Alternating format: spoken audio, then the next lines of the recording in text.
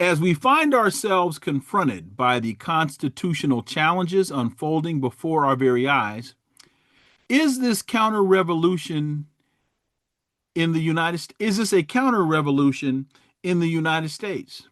Remember, the Trump whisperer, Steve Bannon, told us very clearly a few years ago that the mission of the Trump administration was the deconstruction of the administrative state. For further insight into this, let's turn to my first guest. He's a man who knows a lot about counter revolutions. He's the author of The Counter Revolution of 1776, Slave Resistance and the Origins of the United States of America.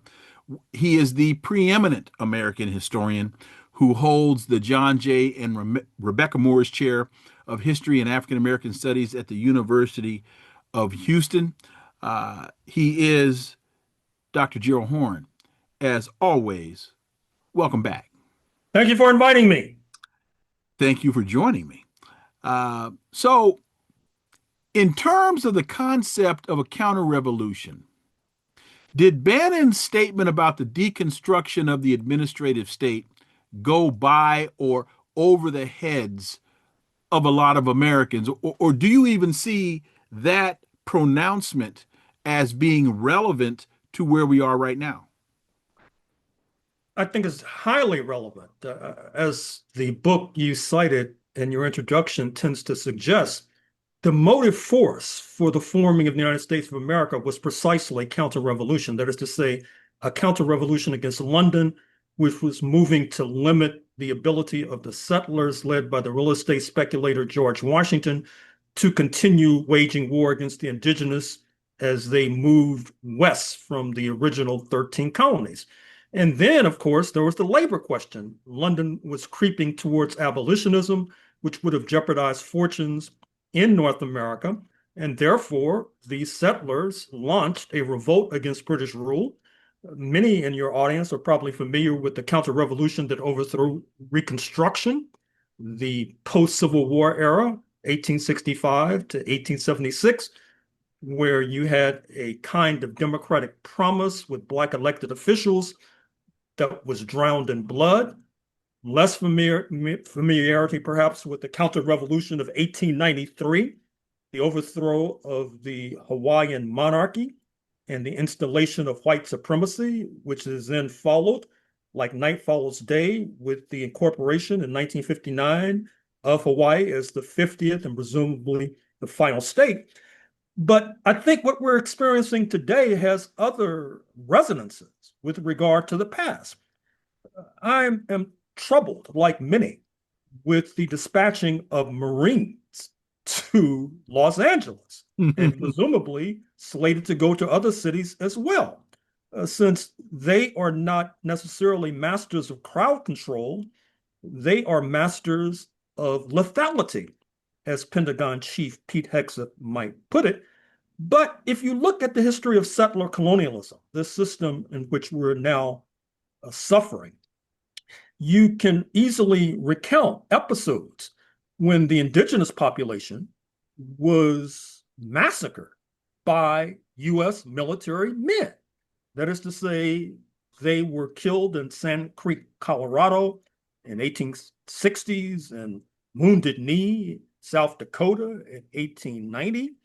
And so when you send Marines to Los Angeles and presumably other cities, you're sending a very ominous and dangerous message. Perhaps the next step is martial law, which would mean a suffocation of civil liberties, a suffocation of habeas corpus, which of course Homeland Security Secretary Kristi Noem could not define, which is equally dangerous and ominous. That is to say, the ability to be freed from a prison when you're unjustly detained.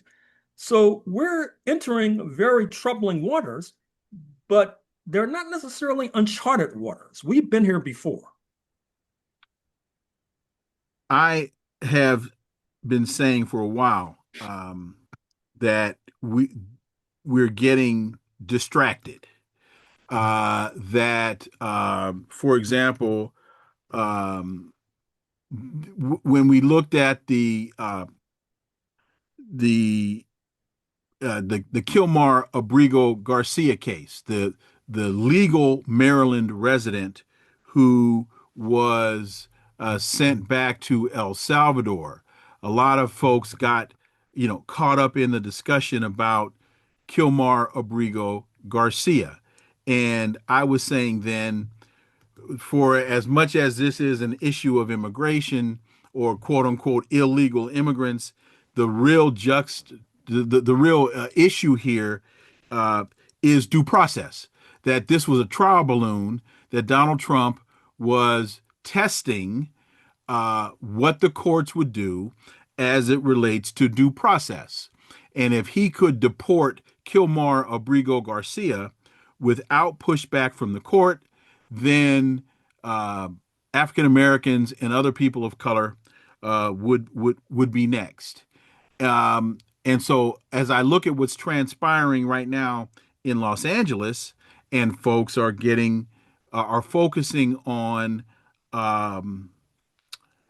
whether the 10th Amendment and that this is really about martial law, and Donald Trump is testing the court to see how far they will let him go, because if he can do this in Los Angeles, then he can do this anywhere else in the country. Well, I'm afraid that you're onto something, and I should add the further point that Mr. Trump has already signaled that he is after so-called homegrowns. That Mm-hmm. is to say, people such as myself who were born in the United States of America. Presumably, we would be next on the next shuttle flight to the prison in San Salvador, El Salvador.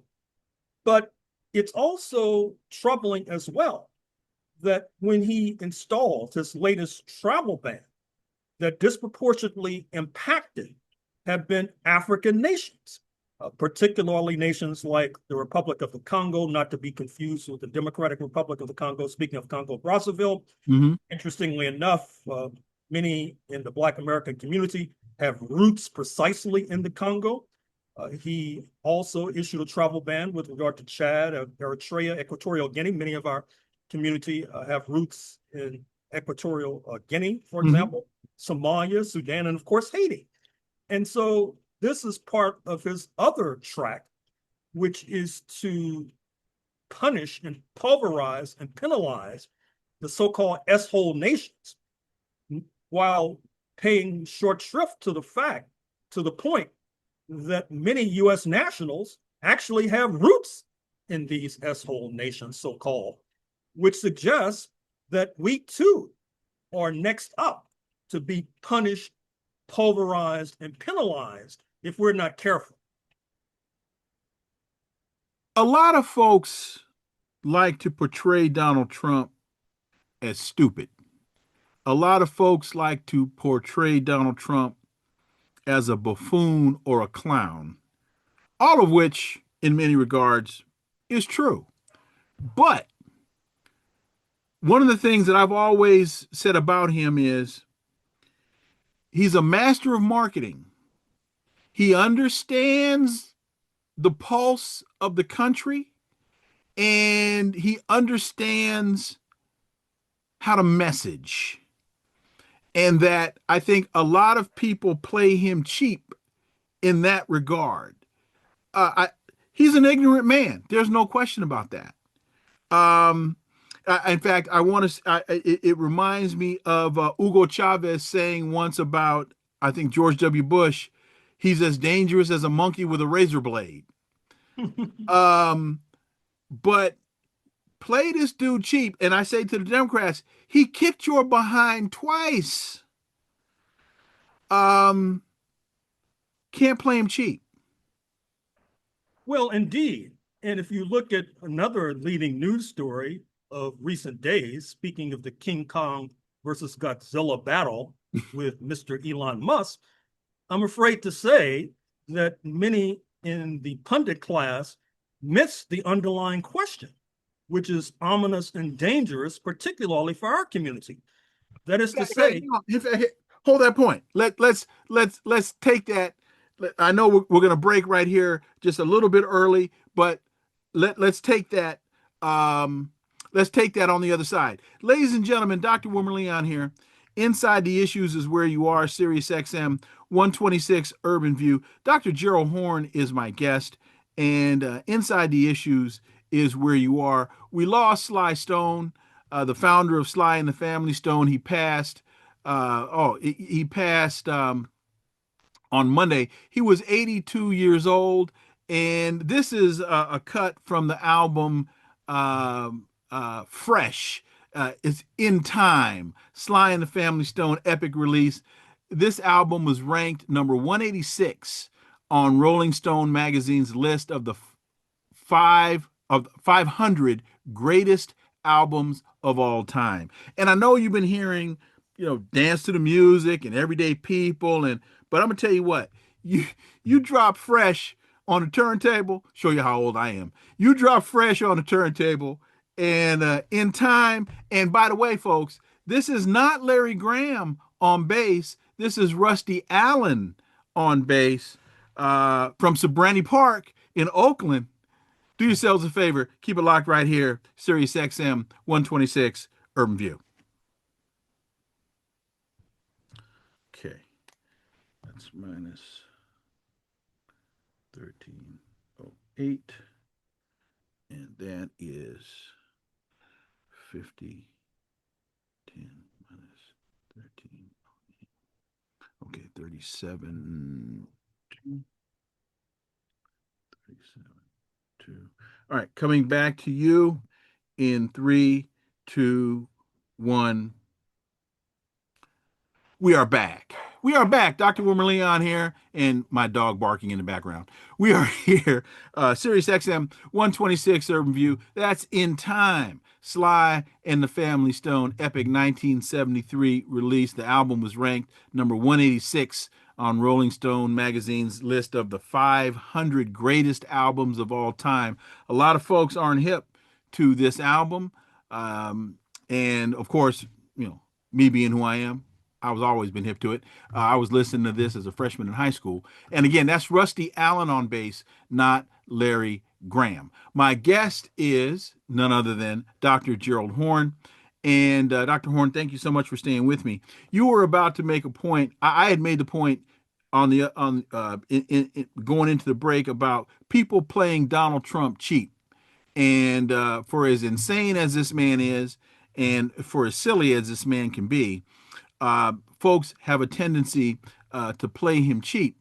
And if nothing else, he understands marketing. He understands his base. He understands how to speak to his base. And you were about to make a point.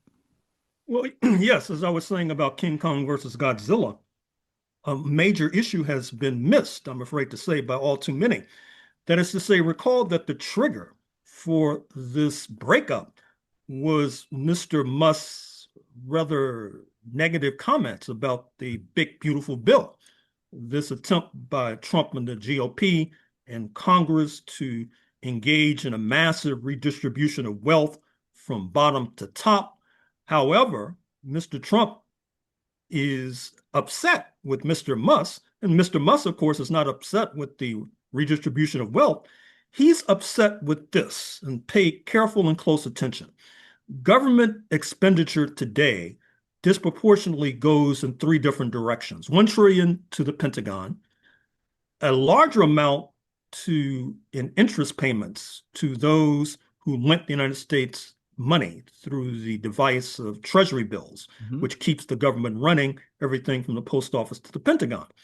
And the other leg of this stool is spending on Social Security, Medicare, for example, and Medicaid. Now, Mr. Musk is upset because that third leg of the stool, according to Mr. Trump, will not be touched. Now, I think that Mr. Trump is really going to maneuver the country to a position where that will have to be touched. But as of now, that is the political line. And Mr. Musk apparently did not recognize that he was tampering with an essential element that keeps the GOP coalition together. That is to say, this unwieldy coalition between the 1% represented by Mr. Trump and working class and middle class settler descendants, given the fact that racism helps to limit the life chances of Black people in particular and other peoples of color, oftentimes we pay into Social Security, but are not around to collect. And so this is a program that helps to forge this winning GOP coalition. It's also a throwback, once again, to history, because we also know that this system of settler colonialism, once again, was built upon this class collaboration between the 1% of settler descent of the settlers and the working class and middle class. And we also know, once again, to return to 1776, that all of the 1% were not necessarily in favor of revolting against British rule. And of course, they were tortured, they were terrorized, they were tarred and feathered.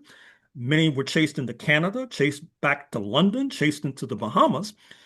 And that helped to undergird a long-standing lesson, which our community is familiar with, which is you only have to beat one enslaved person to keep the entire plantation in line.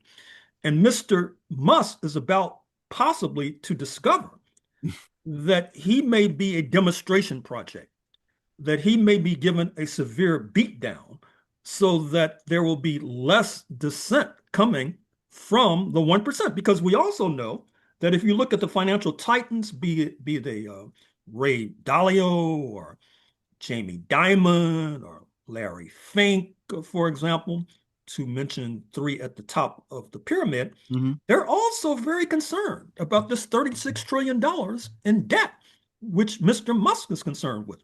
But if Mr. Musk gets a beatdown, his government contracts are snatched and he gets billions of dollars from the United States government. Mr. Trump has already bruited the point that that may be in the offing. That will help to crush dissent amongst the ruling elite, just like martial law will help to crush dissent amongst the rest of us. You just made the point that Trump has maneuvered the country to a point where where Social Security or slash Medicaid will have to be touched. And I've been saying for a very long time, particularly as we looked at what transpired when Barack Obama told us everything was on the table, and then Joe Biden in his so-called negotiations, that the Democrats are complicit in this as well. They just want to try to have a kinder, gentler attack on Social Security and Medicaid. And what I mean by that is, and I'll use extremes just to make the point, that being the Republicans will say, we're going to do away with Social Security. And the Democrats will say, well, no, let's negotiate. Let's only do away with 60%. And then the Democrats want to come back and say, see what we saved you? We saved you 60%. They wanted to do away with 100%, and we saved you 60%. And that was their game from the very beginning. So your thoughts, Dr. Horne? Well, there's another point to this larger story, which is that with regard to interest payments on the debt, which we indicated was an essential pillar of government expenditure, at this point larger than the $1 trillion now targeted for the Pentagon, a significant percentage of that money is owed to the People's Bank in China. And there hangs a tail. What I mean by that is, on the one hand, you could easily envision a scenario where the Trump team decides to weaken the value of the dollar, whereby that means that the People's Bank lent strong dollars, but they get paid back in weak dollars, which do not purchase as much. At the same time, that would help U.S. exports abroad. And matter of fact, Trump has indicated as much, that he's trapped on the horns of a dilemma, because on the one hand, rhetorically, having a strong dollar seems to go along with this idea of having a strong U.S. imperialism. But on the other hand, he recognizes, or at least his economic advisors recognize, that it might be in their interest to weaken the dollar, which of course brings us to these negotiations that have been taking place this week in London between the United States and their Chinese counterparts over many issues, and it's clear. Even the business press in the United States has made it evident that China has the United States over a barrel, for example. You had a Ford Explorer plant that had to close down because they couldn't get inputs from China in terms of these rare earth minerals, for example. Not to mention the aforementioned loans from Beijing to the United States of America. Not to mention the fact, in terms of one of Mr. Trump's many scams, one of his many grifts, if you look at that dinner he held in Virginia Mm-hmm. to help to increase interest in his crypto scam, you might have noticed that a significant percentage of those around the table were actually Chinese. In fact, one of the major crypto centers right now is Hong Kong, a special administrative region of the People's Republic of China, but not 100% part of the People's Republic of China, which allows for it to allow a crypto scheme to flourish. So Mr. Trump is leading this nation over the cliff. Sadly and unfortunately, many in his base are too unwise to detect this, while many are waiting to see what happens to Mr. Elon Musk. Will he get a beatdown? And that will help to determine whether or not they will speak out. Well, in fact, one more point about Elon Musk. So he buys his way into favor with Trump. But one of the issues that I see is when you deal with people whose moral compass is the transactional individuals such as Donald Trump, when the transaction is complete, so is your relationship. So was Elon Musk, did he read his own press? Did he believe his own press clippings? What is he not as sharp as everybody thinks he is? How does he fall into this trap of on one day he's running around the stage with a chainsaw in his hand, claiming to dance, and then the next day, and getting a key to somewhere, a gold key, I guess, to the Capitol from the president in the Oval Office, and then the next day, Donald Trump saying, "Look, I ain't trying to talk to this guy." Cheryl Horne, Dr. Horne. Well, we'll see. I mean, Mr. Musk may be able to ransom his way out of this plot that he's gotten enmeshed in. I'm sure that Mr. Trump will perk up his ears if Elon Musk offers $1 billion, either under the table or otherwise, and that might, Hence the transactional. well, of course, when that might help to return him to the good graces of Mr. Trump. But keep in mind that the man you mentioned a few moments ago, speaking of Steve Bannon, the Prince of Darkness, the erstwhile advisor and counselor to Mr. Trump, he has suggested that Mr. Musk is a, quote, illegal alien, unquote, whose immigration status should be investigated and he should be deported. In fact, that may be in motion as we speak. He's also taking up this idea floated by the New York Times a few days ago that Mr. Musk ingests all too many drugs of various types. I mean, you recall that he was actually gave a podcast interview where he was smoking marijuana, for example. And according to the New York Times, he ingests so many drugs that he's starting to have bladder problems. Excuse the indelicacy. And also, Steve Bannon has gone for the jugular, pointing out that the Tesla automobile, a central part of Mr. Musk's fortune, a significant percentage are manufactured in the People's Republic of China. Steve Bannon has suggested that Elon Musk is an agent of influence of the Communist Party of China. He points to the fact, once again reported in the press, that during the heyday of the Department of Government Efficiency, Mr. Musk sought an audience at the Pentagon where he wanted to be briefed on secret plans to destabilize China. And many were wondering, what does it have to do with cutting the budget, for example? They're looking at that very suspiciously. So Elon Musk might also be a kind of demonstration project in terms of this re-energized Cold War against China. That is to say, if you can throw overboard the purported richest man in the world for supposedly being an agent of communism, well, who amongst us is safe? And lest we forget, Steve Bannon told us, what, about a week before the inauguration? Elon Musk will be out within a week. Well, it wasn't a week, but Elon Musk is out. Ladies and gentlemen, at least for now. Ladies and gentlemen, Dr. Wilmer Leon here. Inside the Issues is where you are, Sirius XM 126 Urban View. Right now, you're listening to In Time. This is from Sly and the Family Stone's fresh album, 1973. And again, folks, we lost Sly Stone, and may his soul rest in peace. And he had such an influence.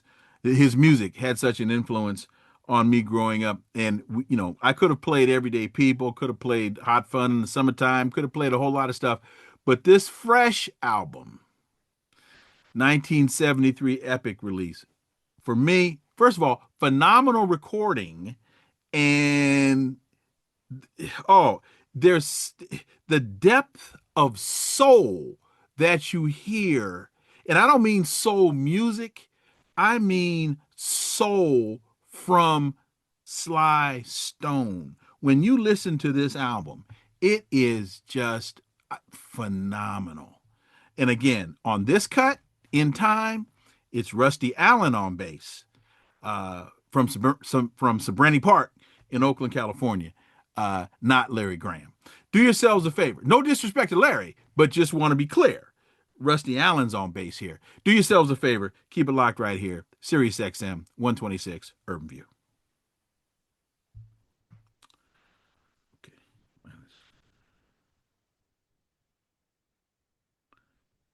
Obviously, Gerald, this album had a tremendous impact on me.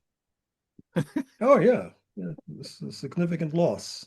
15.13 equal 22.29. All right, we got 22, 29. Let's go to LA. Coming to you in 3, 2, 1. We are back. We are back. Dr. Wilmer Leon here. Inside the Issues is where you are. Sirius XM 126 Urban View. Dr. Wilmer Leon here. Dr. Gerald Horne is my guest. That's In Time. Sly and the Family Stone epic release, fresh album, 1973. Dr. Gerald Horne, thank you so much for staying with me. Dr. Horne, according to the Boston Globe, 21 state attorneys general, multiple universities, alumni are backing Harvard in their court battle against Donald Trump. More than 12,000 Harvard alumni, 21 state attorneys general, and 24 universities, including 5 Ivy League schools, have filed an amicus brief backing Harvard in its marathon court battle with the Trump administration on Monday. This all-out attack on Harvard, this all-out attack on academia, this attack on intellectualism, folks, I think need to remember Donald Trump telling us, I love the uneducated. And of course, telling Harvard that they could no longer bring back some 3,000 Chinese students. There are a number of facets to this Harvard issue. Oh, indeed. And obviously, when one raises the question of the attack on education, one has to also raise the related question of attack on the media, forcing improper settlements on Disney, ABC, in the process of doing the same thing with Paramount, CBS, because of an alleged illicit editing of a 60-minute segment involving then presidential candidate Kamala Harris. You have to discuss the attacks on law firms, for example, Paul Weiss, and attacking Paul Weiss, the major firm in Lower Manhattan in New York City. And obviously, this is trying to scare and intimidate law firms so that they won't come to the defense of antagonists of Mr. Trump. And that may already be in motion. But we have to look at other motive forces with regard to the attack on the universities in particular. Number one, as is well known, conservatives who are intelligent oftentimes tend to go into business. They go into finance, for example. They don't necessarily want to be professors, scraping along on a five or low six-figure salary. And therefore, that particular industry tends to attract oftentimes those who are left of center. And therefore, they are perceived as an opponent of the Trump base. But then we have to return to history once again. That is to say, when we talk about class collaboration, we have to bring up Mr. Trump's presidential hero, Andrew Jackson, 200 years ago in the White House, and recall that he had a similar sort of coalition that went after certain bankers, believe it or not, in the 1820s. And then there's the Chinese connection. Now, in a sense, one can feel a bit sorry for Harvard. What I mean by that, and let me add this further quickly, is that when they decided to admit all of these Chinese students, they were adhering to US policy. There was an article in the New York Times just a few days ago about late 1978 when relations were just warming up between China and the United States. And China said, can you accept 5,000 students, Jimmy Carter, into US universities? Jimmy Carter said, no, we want 100,000 Chinese students. And so therefore, you see the expansion of Chinese enrollment in all manner of US colleges and universities. But now the worm has turned. Relations between Beijing and Washington are headed downward. And so Mr. Trump is reversing that policy. The problem there is that Chinese students tend to pay full freight, which then allows for the subsidizing of US students, not to mention the fact that with the attack on DEI, diversity, equity, and inclusion, Mr. Trump is seeking to purge universities and colleges of Black and brown students in particular. Now he's purging Chinese students. So one has to wonder, what are these classes that are going to be admitted? Who's going to be admitted into these universities? I guess every mediocre Euro-American male that can be dragged out of the meth parlor. So this is the dilemma that the United States faces. This is what has been described as a polycrisis, that is to say, crisis with multiple levels.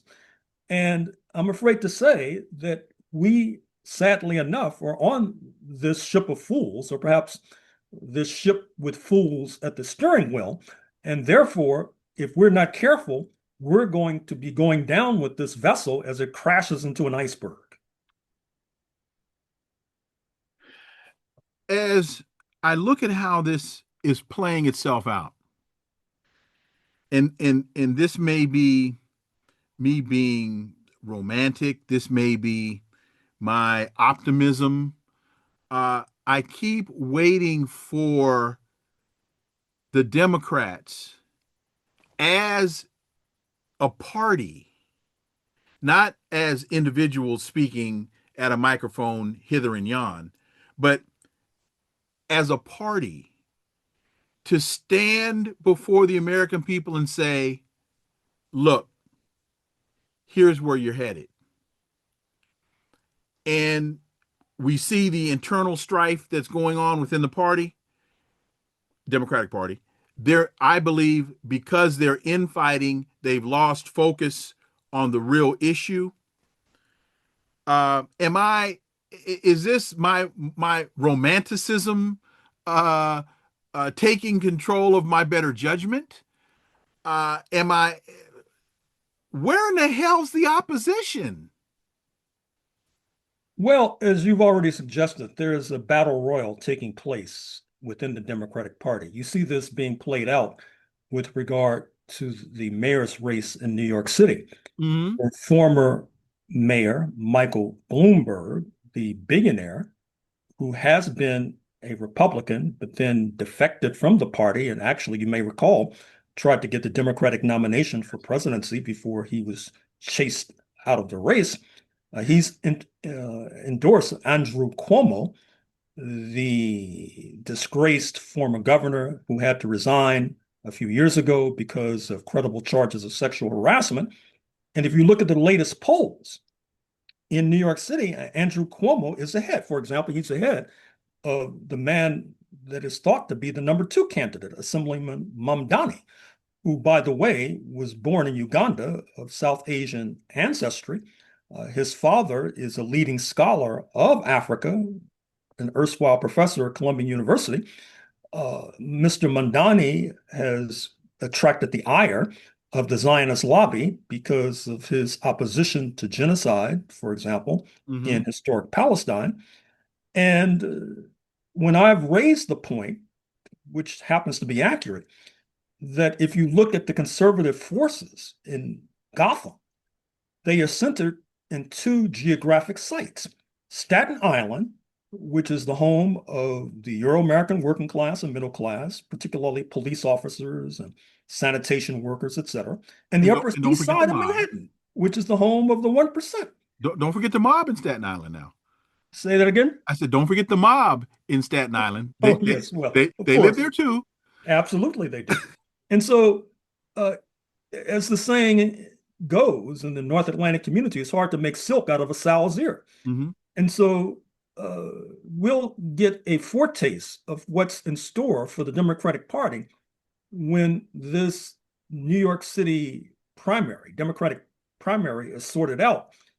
And if the polls suggest that Andrew Cuomo, uh, who at best you could call a centrist, is able to prevail over Assemblyman Mamdani, over City Councilwoman Adrienne Adams, over Comptroller Brad Lander, and others to his left, well, that's a very distressing signal that we all have to study.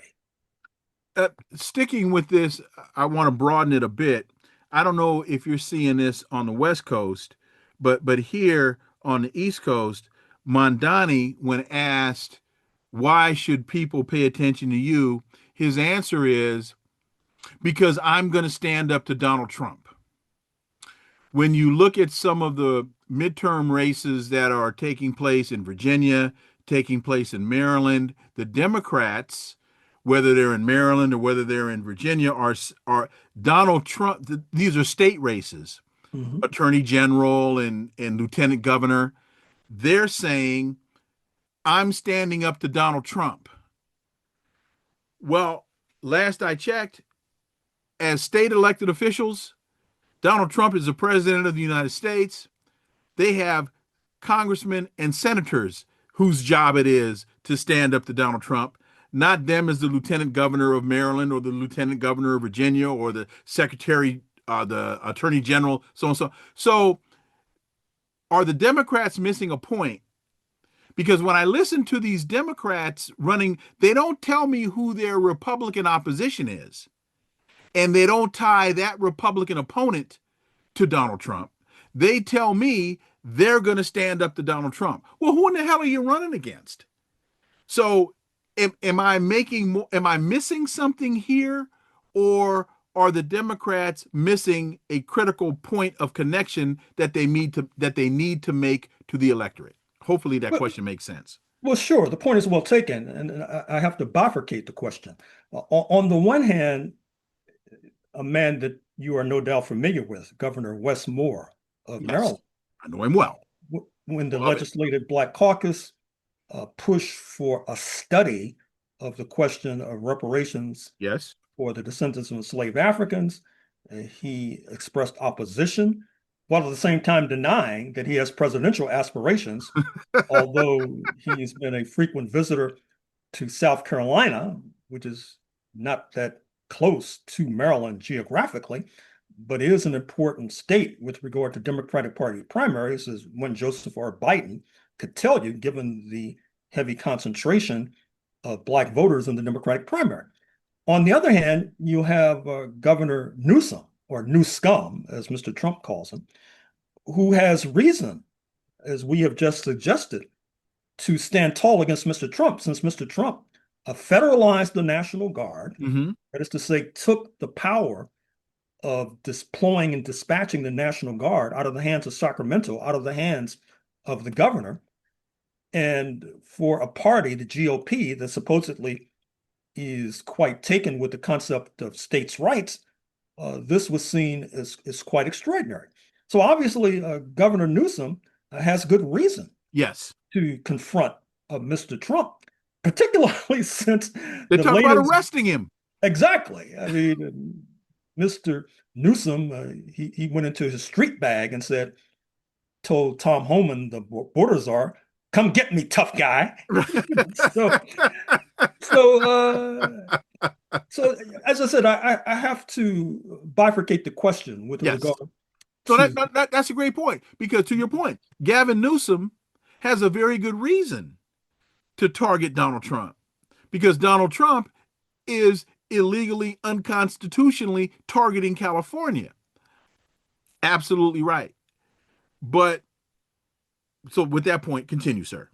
No, and of course, I'm not part of the Governor Newsom fan club. Of course, he was creeping, if not speeding, steadily to the right with regard to his podcasts, inviting on Steve Bannon, Mm-hmm. inviting on Charlie Kirk and other titans of the right wing, supposedly so he could find out the so-called secret sauce that they're using to win elections. I saw it as a rather brazen attempt to try to pull the Democratic Party further to the right Mm-hmm. as he decides to run for president in 2028. But once again, that particular strategy, in a sense, has been overthrown or overtaken by events. A couple of times. Okay. Look, uh, somebody needs to tell the Clintons Donald Trump kicked your ass twice. And and they still want to pull the pages out of that playbook. The guy has stomped you twice, and you don't seem to understand. Maybe we need to change the play. Why don't we listen to our constituents? Gerald Horne. Well, I've noticed also that Governor Newsom is trying to get under Mr. Trump's skin Mm-hmm. by taking a page out of the playbook Mr. Trump used so adroitly against Joseph R. Biden. That is to say, raising the age question. Governor Newsom has said, with regard to some of Mr. Trump's stumbles, literal stumbles, in Yes. terms of stumbling up the steps as Right. he's going onto his plane, that this is not the Donald Trump that I dealt with 4 years ago. And after all, he will be turning 79 rather shortly and having this monumental parade in Mm-hmm. Washington, D.C., where the streets undoubtedly will be crushed by the force of armored personnel carriers and tanks, Wait a among. wait a minute. My birthday is Saturday. I thought this parade was for me. It's not for Well, me. I don't know how to break this to you, Come on, Dr. Gerald. Leon, but apparently it's for Mr. Trump. Oh man. Damn. And, and of course, he's accompanying that as well by renaming military bases, returning the name of Yes. Robert E. Lee, the disgraced traitor to the United States who tried to overthrow the government in order to perpetuate enslavement of Africans forevermore. Pete Hegseth has been stripping or seeking to strip the names from Yes. various ships of people like Thurgood Marshall and Medgar Harvey Milk. Evans, Harvey Milk, Ruth Bader Ginsburg, etc. So to come back to where we began, we're clearly in the midst of a counter-revolution. Mm-hmm. And the only issue, it seems to me, or not the only issue, but a signal issue, is when is that going to be recognized by a critical mass of the electorate? And then secondly, once that recognition is in place, what is to be done?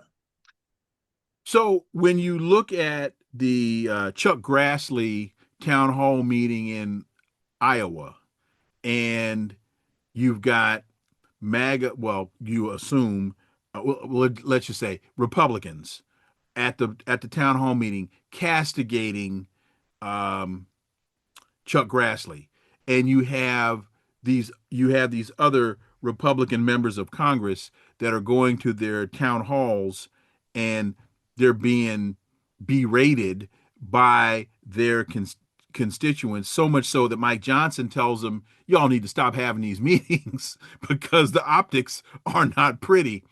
Um, what does that signal to you that the and then also you have a lot of these MAGA folks saying this is not what we voted for, which to me is not so subtle code language, meaning, wait a minute, you weren't supposed to screw me, you were supposed to screw them. Um, what does that say to you? Does that tie into the counter revolution that you're talking about? Well, it certainly does, because I would also remind the audience about the town hall by the fellow Iowa Senator Joni Ernst, Yes. uh, Oh who, God. when she was Everybody, being, Gerald, everybody's gonna die. right, exactly. And her constituents were not pleased by that flippancy, Yes. to use a euphemism. But I think that obviously, to get down to brass tacks, we have a serious question of political education in this Mm-hmm. country.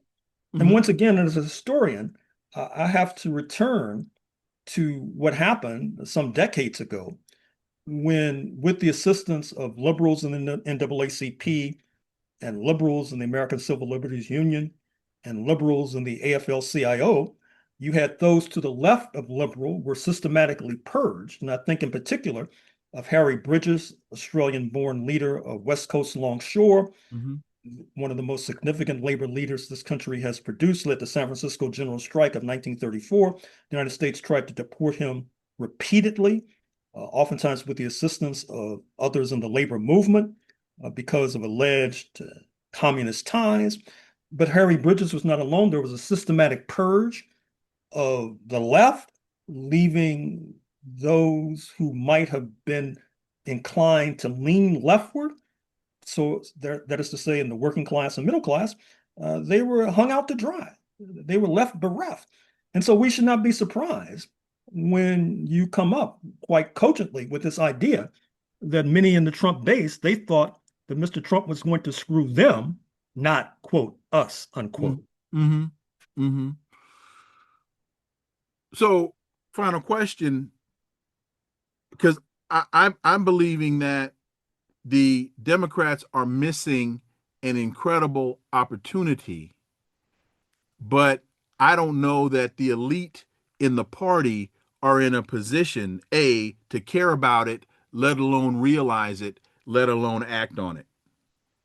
Well, certainly if you're referring to those we've already discussed, Michael Bloomberg, Andrew Cuomo, perhaps even Governor Newsom, his recent conversion, apparent conversion, notwithstanding, they're not ready for prime time, clearly. They're not ready to capture the moment. I think that they want to lead the Democratic Party, perhaps unwittingly, to be kind, to another disaster in 2028. But I'm sufficiently confident to think that their wishes will be thwarted and that our side, our team, will emerge triumphant. As we get out, I think they are willing to sit idly by and hope for a Republican implosion as opposed to taking control and handling this mano a mano for lack of a better word. Dr. Gerald Horne, as always, man, thank you so much for your time. Greatly appreciate that analysis. Look forward to having you back. Thank you. Folks, Dr. Wilmer Leon here. Inside the Issues is where you are, Sirius XM 126 Urban View. You right now are listening to In Time from Sly and the Family Stone. This is from the fresh album, epic 1973 release. One of my favorites. Do yourselves a favor. Keep it locked right here, Sirius XM 126 Urban View. We state these facts only to let you know that those of us who are revolutionary, Pan-Africanists, is not because we love revolution. It is historically determined, and we have no alternative but to follow history and to use history for the benefit of our people.